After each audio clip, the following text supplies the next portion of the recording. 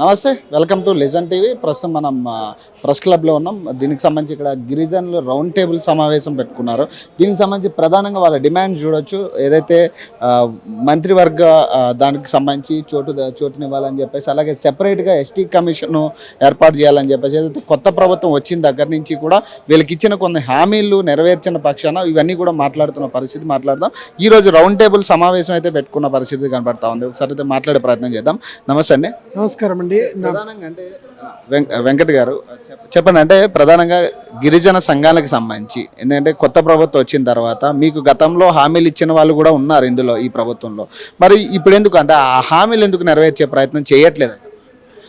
ముఖ్యంగా legend TV వారికి నమస్కారాలు తెలియజేస్తూ, ఈరోజు గిరిజన సంఘాల రౌండ్ టేబుల్కు హాజరవ్వడం జరిగింది. ఇందులో మేమంతా ప్రభుత్వంతోనే ఉన్నాం.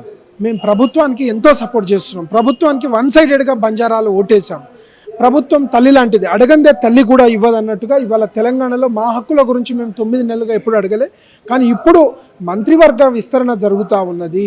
బంజారాలు 50 లక్షల మంది ఉంటే మొత్తం ఏకధాటిగా ఏకపక్షంగా కాంగ్రెస్ పార్టీకి ఓటేసాము. మేమంతా కాంగ్రెస్తోనే ఉన్నాము. కానీ ఇవాళ కాంగ్రెస్ నాయకత్వం మమ్మల్ని పట్టించుకోకపోతే మా జనాభా రాబోయే కాలంలో ఆందోళన రూపం పట్టే పరిస్థితి ఉంది. కాబట్టి ఇవాళ గిరిజన సంఘాలు సుమారు 20 సంఘాలు ఇక్కడికి విచ్చేసినాయి. ఈ సంఘాలన్నీ ఏం కోరుతున్నాయి అంటే, గిరిజనుల్లో ముఖ్యంగా బంజారాలు చాలా పెద్ద కమ్యూనిటీ. చారిత్రాత్మకంగా తెలంగాణ ఉద్యమం నుంచి ఇప్పటి వరకు ప్రతి కాన్సెన్స్ సుమారు 70 కాన్సెన్స్లో 25,000 30,000 ఓటు బ్యాంకు ఉన్నటువంటి జనాభా ఉన్నటువంటి గిరిజనులకు ఒక మంత్రి స్థానం ఇవ్వాలనేది ప్రజల డిమాండ్. అటువంటి డిమాండ్ని మనం ప్రభుత్వంగా గుర్తించి, పెద్దలు గౌరవనీయులు శ్రీ రేవంత్ రెడ్డి గారు ఈ డిమాండ్ని గుర్తించి ఖచ్చితంగా ఇచ్చారని కోరడం. గతంలో మేము కూడా అన్ని సంఘాల్లో పనిచేసిన వాళ్ళం. ప్రభుత్వాలు గతంలో టీఆర్ఎస్ పార్టీ ఉంటే మాకు అన్యాయం చేస్తుందని చెప్పి బీజేపీ మా భాషను గుర్తించకుండా 8 షెడ్యూల్లో పెట్టకుండా బీజేపీ అన్యాయం చేస్తూ ఉన్నది. టీఆర్ఎస్ పార్టీ అన్యాయం చేసింది. మీరు కూడా అన్యాయం చేస్తామంటే మాకు బాధ అనిపిస్తూ ఉంది. ఎందుకంటే మేమంతా మీతోనే ఉన్నాం. మేము కాంగ్రెస్ పార్టీ ఖండోలు కప్పుకొని కూడా పోరాటం చేస్తున్నాం. కాబట్టి ఇలా ఒకటే అడుగుతా ఉన్నాం, కాంగ్రెస్ పార్టీ గౌరవనీయులు ముఖ్యమంత్రి గారు ఖచ్చితంగా 4 ఎమ్మెల్యేలు ఉన్నారు బంజారా కమ్యూనిటీ నుంచి. ఆ 4లో ఎవరు సీనియర్ అయితే వాళ్ళకి ఇవ్వండి, వీళ్ళకి ఇవ్వండి. ఆ బంజారా కమ్యూనిటీ నుంచి ఇవాళ వైరా, డోర్నాకలు, అలాగే మౌబాదు, దేవరకొండ 4 ఎమ్మెల్యేలు ఉన్నారు. వాళ్ళలో సీనియర్ ఎవరైతే వారికి ఒకరికి అవకాశం కల్పించండి అని మేము కోరుతా ఉన్నాం తప్ప మేము గొంతెమ్మ కోరికలేం కోరట్లేదు. మరి రెండవ డిమాండ్ ఎస్సీ ఎస్టీ కమిషన్ ఉంది. అది చాలా రోజుల నుంచి ఎస్టీలకు సపరేట్ చేయాలన్నటువంటి డిమాండ్ ఉన్నది. కావున దాన్ని వేరు చేయాలని మేము కోరుతా ఉన్నాం. అలాగే తండాలను పంచాయతీలు చేసినట్టు టీఆర్ఎస్ పార్టీ చెప్పింది, తూతు మంత్రంగా చెప్పింది, మోసం చేసింది, దగా చేసింది బీఆర్ఎస్ పార్టీ మమ్మల్ని. కాబట్టి ఈరోజు ఆ ఎస్టీ కమిషన్ సపరేట్ చేసి న్యాయం చేయాలి. తండాలను పంచాయతీ రెవెన్యూ పంచాయతీగా, రెవెన్యూ లేకపోతే తండాలు పంచాయతీ చేసిన వృధా అండి. కాబట్టి రెవెన్యూ గ్రామ పంచాయతీగా నిధులు కేటాయించాలని కోరుతున్నాం. మీకు కేటాయించే నిధులు ఏదైతే ఉందో ఎస్సీ కమిషన్ కానీ ఎస్సీ ఎస్టీ కమిషన్ ద్వారా మీకు కేటాయించే నిధులు సానుకూలంగా వస్తున్నాయా లేకపోతే ఏంటి పరిస్థితి? లేదు, గతంలో టీఆర్ఎస్ పార్టీ మిషన్ కాకతీయకు, మిషన్ భగీరథకు, వివిధ వాటికి మళ్లించి మాకు అన్యాయం చేసింది. కాబట్టి మేము ఈరోజు డిమాండ్ చేస్తా ఉన్నాం. లేకుంటే మేమెందుకు చేస్తాం? బీఆర్ఎస్ పార్టీ చేసిన మోసానికి గురై బాధపడుతూ ఈరోజు కాంగ్రెస్ పార్టీ న్యాయం చేస్తున్న నమ్మకంతో మేమందరం కాంగ్రెస్లో ఉన్నాం. గౌరవ ముఖ్యమంత్రి గారికి మేము ఇప్పటికీ మేమందరం సంఘాలుగా కలుస్తాం, రిప్రజెంట్ చేస్తాం. అక్కడ కూడా కాకపోతే న్యాయం జరగకపోతే ఢిల్లీకి పోయి కూడా మేము ఖర్గే గారిని, రాహుల్ గాంధీని కలవడానికి కూడా సిద్ధంగా ఉన్నాం. కొత్త ప్రభుత్వం వచ్చిన తర్వాత కూడా మీకు బడ్జెట్ కేటాయించడం జరిగింది. అంటే ఈ బడ్జెట్ మీకు సానుకూలమైన, అసలు కరెక్ట్ బడ్జెట్ అనుకుంటున్నారా? ఇప్పుడున్న మీకు సంబంధించి, గిరిజనులకు సంబంధించి కానీ, ఇప్పుడు మీ అవసరాలకు సంబంధించి కానీ, మీ అభివృద్ధికి సంబంధించి 10 ఏళ్ళు బీఆర్ఎస్ ప్రభుత్వం బడ్జెట్ కేటాయించినట్టే కేటాయించి ఇతర వాటికి వినియోగించుకున్నది. ఇప్పుడు కాంగ్రెస్ ప్రభుత్వం వచ్చినాక సక్రమంగా వినియోగించి ఈ నిధులను తండాలకు ఇవ్వాలనేదే మా డిమాండ్. ఇప్పటి వరకు ఇంకా నిధులు దేనికి ఇంకా విడుదల చేయలే. మొత్తం అసలు నిధులే లేకుండా ఖజానా ఖాళీగా ఉంది. దాన్ని ఇప్పుడిప్పుడే సమకూరుస్తారు. కాబట్టి రాబోయే కాలంలో మాకు నిధులు ఇచ్చి మా తండాలను, మా ప్రజలను రక్షించాలని ఈ ప్రభుత్వాన్ని మేము కోరుతాం. మీరు అంటున్నారు కాంగ్రెస్ ప్రభుత్వం రావడానికి మా వంతు కృషి కూడా మేము చేశామంటూ కూడా. ఇప్పుడు మరి ఈ గవర్నమెంట్ కూడా అదే చెప్తుందంటే, కులాలకు సంబంధం లేకుండా ఖచ్చితంగా ప్రతి కులాన్ని మేము గౌరవిస్తామని చెప్తా ఉన్నారు. మీరంటే మినిస్టర్కి సంబంధించి మాట్లాడుతున్నారు, మంత్రివర్గానికి సంబంధించి మాట్లాడుతున్నారు. కాబట్టి సీతక్క లాంటి వాళ్ళు మేము పెట్టామన్నట్టుగా ఒక మాట వస్తుంది. దీనికి ఏం చెప్తారు? సీతక్క గారిని ఖచ్చితంగా మినిస్టర్గా ఉంచాల్సిందే. ఆమె చాలా కెపాసిటీగా, జనరల్గా ఒక పంచాయతీరాజ్ శాఖకి ఇచ్చారు. మేము గౌరవిస్తున్నాం, గర్వంగా గవర్నమెంట్కి ధన్యవాదాలు తెలియజేస్తున్నాం. ఎందుకంటే ఆదివాసీ సమాజం నుంచి ఇప్పటి వరకు ఒకరికి కూడా మంత్రి అవకాశం ఇవ్వలేదు. సీతక్క లాంటి క్యాపబుల్ పర్సన్, ఆమె కష్టపడ్డది, ఆమె ఇవాళ పంచాయతీరాజ్ శాఖను చాలా విజయవంతంగా చేస్తూ ఉన్నది. కాబట్టి మేము ధన్యవాదాలు. అదేవిధంగా గిరిజన శాఖ ఖాళీగా ఉన్నది, ప్రభుత్వాన్ని మేము కోరుతా ఉన్నాం, ఆ గిరిజన శాఖను గిరిజనులతో నింపండి. ఆ గిరిజనులతో ఫిలప్ చేస్తే రాబోయే కాలంలో గిరిజనులు వాళ్ళ సమస్యలు చెప్పుకోవడానికి ఒక మినిస్టర్ ఉన్నారని ధైర్యంగా ముందుకెళ్తారు. మేము సీతక్క గారి విషయంలో ఎటువంటి నిశ్చయం లేకుండా అక్కకి ఇవ్వడం అనేది చాలా సంతోషాన్ని వ్యక్తం చేస్తూ, మా జనాభా ప్రకారం మాకు 2 మినిస్టర్లు రావాలి, అది ఇవ్వాలని మేము కోరుతా ఉన్నాం. మేము ప్రభుత్వంతోనే ఉన్నాం. చెప్పాలి, గతం నుంచి కూడా గిరిజనులకు అన్యాయం జరుగుతున్నట్టు కూడా కొన్ని మనం గతంలో కూడా మాట్లాడిన పరిస్థితులు ఉన్నాయి. మరి ఇప్పుడు అదే కంటిన్యూ అవుతుంది అనుకోవచ్చా కొత్త ప్రభుత్వం వచ్చిన తర్వాత? అదే కంటిన్యూ అవుతుందని మేము భావిస్తున్నాం. ఎందుకంటే 9 నెలలు అయిన తర్వాత కూడా ఇప్పటివరకు గిరిజన శాఖకి లంబాడి మంత్రి చేయకపోవడమే మేము కంటిన్యూ అవుతుందని తెలియజేస్తున్నాం. ఎందుకంటే 9 నెలలైంది. 9 నెలల నుంచి గిరిజనుల యొక్క బాధలు ఎవరికి చెప్పుకోవాలి? ముఖ్యమంత్రి గారి దగ్గర ఆ యొక్క శాఖను పెట్టుకోవడం జరిగింది. నేనంటే ముఖ్యమంత్రి గారు కలవడమే తక్కువ, ఎందుకంటే ముఖ్యమంత్రి గారికి అనేకమైన కార్యక్రమాలు ఉంటాయి కాబట్టి మేము కూడా అర్థం చేసుకుంటాం. కానీ మేము అదే శాఖను మా లంబాడి ఎమ్మెల్యేని ఎవరినో ఒకరిని మంత్రిని చేస్తే మా యొక్క సమస్యలను నేరుగా ఆయన వెళ్ళి కలవడం జరుగుతుంది, ఆయనతో పాటు మీ దగ్గర రావడం కూడా జరుగుతుందని చెప్పిస్తున్నాం. కానీ అంటే గతంలో కూడా మీకు కేటాయించిన నిధుల్ని మళ్లించిన పరిస్థితి కూడా మనం చూసాం గత ప్రభుత్వం హయాంలో. మరి ఇప్పుడు కేటాయించే నిధులైనా మీకు సక్రమంగా జరుగుతాయి అనుకుంటారు? అవన్నీ తెలియాలంటే మంత్రి పదవి ఉంటేనే తెలుస్తుంది. గిరిజన శాఖకి ఎంత కేటాయించారు, ఎటు నిధులు మల్లుతున్నాయంటే దానికి మనం ఆర్టీఐలన్న ఒక శాఖ ఉంటే, ఆ శాఖకు మంత్రి ఉంటే దానికి వేయడం జరుగుతుందని మేము తెలియజేస్తున్నాం.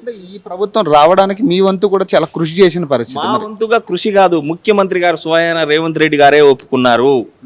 గిరిజన భవన్లో సేవలాల్ జయంతి రోజు ముఖ్యమంత్రి గారు అన్నారు, గిరిజన ఓట్లు ముఖ్యంగా లంబాడి ఓట్లతోనే నేను గెలిచాను, ఈ సీటు లంబాడి వాళ్ళ పుణ్యాన నాకు ఇచ్చారు అని చెప్పేసి ముఖ్యమంత్రి గారే ఒప్పుకోవడం జరిగింది. ఇంకా వారే ప్రత్యక్ష సాక్షి. దానికి మేము చెప్పడం కంటే, మేము వేసిన దానికంటే ముఖ్యమంత్రి గారు సీట్ ఎక్కిన ముఖ్యమంత్రి గారు చెప్పడం జరిగింది. కాబట్టి ఖచ్చితంగా లంబాడీలకు ఆగ్రహానికి గురి కాకముందే లంబాడీలకు మంత్రి పదవి కేటాయించాలని చెప్తున్నాం. ప్రధాన నాయకులు ఎవరైనా కలిసి అసలు వింటున్నారా ఎవరైనా? మరి మీ ఏదైతే సమావేశంలో సంబంధించి మీ డిమాండ్లు ఉన్నాయో, డిమాండ్లు చెప్పడానికి వినడానికైనా ఎవరైనా ఉన్నారా సిద్ధంగా ఇప్పుడు ప్రభుత్వంలో? కనీసం ఇప్పటికే మంత్రులను కలవడం జరిగింది. మొన్న పార్లమెంట్ ఎన్నికల్లో మల్లికార్జున్ ఖర్గే గారిని కలవడింది, ఏఐసిసి ప్రెసిడెంట్ గారిని, రాహుల్ గాంధీ గారిని కూడా పార్లమెంట్లో కలవడింది, అట్లా వేణుగోపాల్ గారిని కూడా మేము పార్లమెంట్లో కలవడం జరిగింది. రాహుల్ గాంధీ చెప్పారు, లంబాడీలో మేము మొదటి నుంచి లంబాడీ జాతి అంటే మాకు ప్రేమ, నేను ఖచ్చితంగా రాష్ట్ర ప్రభుత్వం మాట్లాడతా అని చెప్పేసి చెప్పడం జరిగింది. మేము అనుకున్నాం రాహుల్ గాంధీ మాట్లాడి ఉండొచ్చు అని కూడా మేము అనుకుంటున్నాం. మరి నెక్స్ట్ కార్యాచరణ ఏంటి మీ నెక్స్ట్? మేము ఇప్పటికీ ముఖ్యమంత్రి గారిని రేపు జరిగే అంటే మంత్రి పదవి విస్తరణలో లంబాడీలకు ఇస్తాడనే ఆశతోనే ఉన్నాం. ఇప్పటికీ కూడా ఓపికగానే ఉంటున్నాం. ఒకవేళ రేపు విస్తరణ జరిగిన తర్వాత లంబాడీలకు మంత్రి పదవి లేదంటే ఖచ్చితంగా కార్యాచరణ ప్రకటిస్తాం. ప్రతి నియోజకవర్గంలో మా ఆందోళన ఉంటుంది, జిల్లాల్లో మా ఆందోళన ఉంటుంది, రాష్ట్ర వ్యాప్తంగా చలో హైదరాబాద్ కూడా మేము పిలుపునివ్వడం జరుగుతుంది. లోకల్ బాడీ ఎలక్షన్స్ లో పడే ఛాన్స్ ఉంటుందా ఖచ్చితంగా? ఒకవేళ ఇవ్వకపోతే, మంత్రి పదవి ఇవ్వకపోతే మేము చెప్పడం కాదు, ప్రజలు వాళ్ళే తయారైపోతారు. ముఖ్యంగా ఈరోజు తెలంగాణలో ఉన్నటువంటి దాదాపు 20 గిరిజన సంఘాల ఆధ్వర్యంలో రేపు జరిగేటువంటి మంత్రివర్గ విస్తరణలో లంబాడీలకు చోటు ఇవ్వాలనే ఉద్దేశంతో, ఆ డిమాండ్తో ఈరోజు రౌండ్ టేబుల్ సమావేశాన్ని సోమాజిగూడ ప్రెస్ క్లబ్లో నిర్వహించడం జరుగుతూ ఉన్నది. ఏదైతే ఉమ్మడి రాష్ట్రంలో కావచ్చు, తెలంగాణ రాష్ట్రం ఏర్పడ్డాక కూడా ఇంతవరకు ఏ మంత్రివర్గంలో కూడా లంబాడీలు లేకుండా ఏ మంత్రివర్గంలో లేదు. సో ఇప్పటికీ రేవంత్ రెడ్డి గారి ప్రభుత్వం, కాంగ్రెస్ ప్రభుత్వం ఏర్పడి 9 నెలలు గడుస్తున్నా ఏదైతే ప్రత్యక్షంగా ఎన్నికల్లో మేమందరం కూడా బీఆర్ఎస్ పార్టీని ఓడగొట్టాలి, కాంగ్రెస్ పార్టీని అధికారాన్ని తీసుకురావాలని కూడా మేము పనిచేయడం జరిగింది. ఎమ్మెల్యే ఎలక్షన్లో పనిచేయడం జరిగింది, ఎంపీ ఎలక్షన్లో పనిచేయడం జరిగింది. సో మేము చెప్పేటువంటి అంశమే కాదు, గౌరవ ముఖ్యమంత్రి గారు ఎన్నో సమావేశాలు కూడా చెప్పడం జరిగింది. ఈరోజు దాదాపు 50 లక్షలు జనం ఉన్నటువంటి సామాజిక వర్గం, బలమైన సామాజిక వర్గం, దాదాపు 70-80 నియోజకవర్గాల్లో చాలా బలంగా గెలుపు ఓటమిని శాసించేటువంటి సామాజిక వర్గం లంబాడి సామాజిక వర్గం, వాళ్ళందరూ కూడా బీఆర్ఎస్ని కాదని మనకు ఓటేసారు కాబట్టి మన ప్రభుత్వం ఏర్పడదని కూడా వారే చెప్పడం జరిగింది. ఈ అంశాన్ని పక్కన పెట్టే ప్రయత్నం అనుకోవచ్చు, లేకపోతే ఏంటంటే గత ప్రభుత్వంలో కూడా మీరు ఇదే ఫేస్ చేసిన పరిస్థితి, అంటే గతంలో కూడా నిధులు మళ్లించి వేరే వాటికి నిధులు మళ్లించిన పరిస్థితి మనం చూసాం. మరి ఇప్పుడు అదే జరుగుతుంది అనుకోవచ్చా, లేకపోతే ఏంటి పరిస్థితి? ఇప్పటికైతే మాకు ఆ సమాచారం లేదు. మాకు నమ్మకం ఉన్నది కాంగ్రెస్ పార్టీ మీద. ఎందుకంటే ఇందిరాగాంధీ గారి నుంచి కూడా ఈరోజు కాంగ్రెస్ అంటే లంబాడీలు అంటే కాంగ్రెస్ అనే ఒక ముద్ర ఉన్నది. మేమందరం కూడా కాంగ్రెస్ పార్టీని ఓన్ చేసుకున్నాం. కాబట్టి కాంగ్రెస్ పార్టీ కూడా మమ్మల్ని ఓన్ చేసుకొని మా గౌరవంగా ఉండేటట్టు ఖచ్చితంగా రేపు జరగబోయేటువంటి దసరా ముందు జరిగేటువంటి మంత్రివర్గ విస్తరణలో చోటు ఇస్తారనే నమ్మకం ఉన్నది. గతంలో మొన్న పార్లమెంట్ సమావేశాలు జరిగినప్పుడు కూడా మేము కాంగ్రెస్ పార్టీ ఏఐసీసీ అధ్యక్షులు ఖర్గే గారిని కూడా కలవడం జరిగింది. ప్రతిపక్ష నేత రాహుల్ గాంధీ గారిని, జనరల్ సెక్రటరీ కేసీ వేణుగోపాల్ గారిని, అదేవిధంగా ముకుల్ వాస్నిక్ గారిని, వాళ్ళందరూ కూడా కాంగ్రెస్ పెద్దల అధిష్టానాన్ని కలిసి కూడా మేమందరం కూడా విన్నవించడం జరిగింది. వాళ్ళందరూ కూడా సానుకూలంగా ఉన్నారు. ఖచ్చితంగా ఏదైతే అధిష్టానం నిర్ణయం తీసుకొని మంత్రివర్గ విస్తరణ జరిగినప్పుడు లంబాడీలకు సంబంధించిన ఎమ్మెల్యేలు కావచ్చు, నాయకులు ఎవరైతే ఉన్నారో వాళ్ళని కాంగ్రెస్ పార్టీ ఈరోజు మంత్రివర్గం తీసుకోవడానికి కూడా ఇలా సముచిత స్థానం ఇవ్వడానికి సిద్ధంగా ఉన్నదని కూడా మేము నమ్ముతా ఉన్నాం. ఖచ్చితంగా గౌరవ ముఖ్యమంత్రి రేవంత్ రెడ్డి గారి మీద మా నమ్మకం ఉన్నది, వారికి తెలుసు. కాబట్టి ఖచ్చితంగా మాకు చోటు ఇస్తారనే నమ్మకం ఉన్నది. రేపు స్థానిక ఎన్నికలు కూడా జరగబోతా ఉన్నాయి. దాదాపు 3000 గ్రామ పంచాయతీలు ఇవాళ తండాగూడెం సంబంధించినటువంటి గ్రామ పంచాయతీలు ఉన్నాయి. మీరు ఇక్కడ ఇస్తే మాత్రం మేమే ప్రత్యక్షంగా వెళ్ళి కూడా సర్పంచ్ని, ఎంపీటీసీని, జడ్పీటీసీని కాంగ్రెస్ పార్టీ బలపరిచిన ప్రతి ఒక్కరిని కూడా గెలిపించడంలో కూడా ఈ గిరిజన సంఘాలన్నీ కూడా భుజం మీద వేసుకొని కూడా పనిచేస్తామని కూడా చెప్తా ఉన్నాం. అదేవిధంగా ఈరోజు ఈ సమావేశం జరిగిన తర్వాత దాదాపు తెలంగాణ వ్యాప్తంగా ఉమ్మడి జిల్లాలో కూడా ప్రతి దగ్గర కూడా గిరిజన సంఘాలు కలుపుకొని ఇలా ఈ రౌండ్ టేబుల్ సమావేశాలు నిర్వహించి మా యొక్క విన్నతిని ఖచ్చితంగా కాంగ్రెస్ పార్టీ అర్థం చేసుకునే విధంగా వాళ్ళ మనసులు కరిగే విధంగా మేము చేస్తాము. అదేవిధంగా ఢిల్లీకి వెళ్ళేటువంటి కార్యాచరణ కూడా రూపొందిస్తా ఉన్నాం. ఖచ్చితంగా కాంగ్రెస్ పార్టీ అధిష్టానాన్ని కూడా మరొకసారి కలిసి కూడా విన్నవించేటువంటి కార్యక్రమం కూడా కార్యాచరణ కూడా రూపొందిస్తా ఉన్నాం. థ్యాంక్ యూ అన్న.